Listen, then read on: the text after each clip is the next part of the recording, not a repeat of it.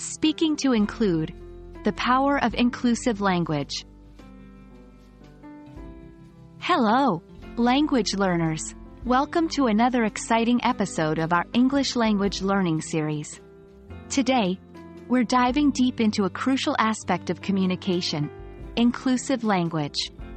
Inclusive language aims to avoid bias, slang, and expressions that can exclude certain individuals or groups based on characteristics such as race, gender, or ability.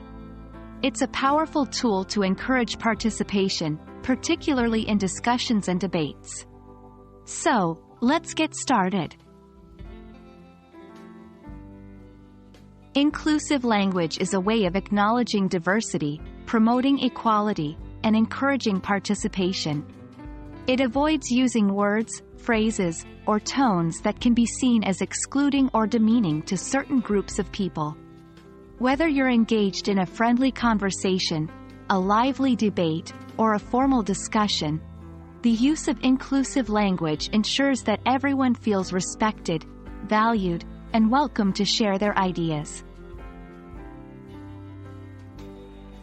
Inclusive language is crucial because it respects everyone's identity and encourages participation. When people feel included, they are more likely to contribute their thoughts and engage in meaningful dialogue. This is particularly important in a discussion or debate where various perspectives need to be heard and considered. Let's look at some examples. Instead of saying mankind, which emphasizes men, we can use the more inclusive term humankind. Rather than referring to someone as handicapped or disabled, terms like person with a disability are more respectful and inclusive. These are just a few examples, but the basic idea is to use language that acknowledges and respects everyone's identities and experiences. Here are some strategies to help you use inclusive language. 1. Educate yourself. Learn about diverse cultures, traditions, and identities. The more you know, the better you'll be at choosing the right words.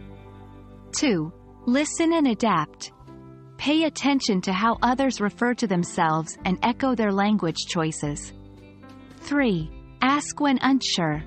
If you're not sure how to refer to someone, it's okay to politely ask for their preferred pronouns or how they would like to be addressed. 4.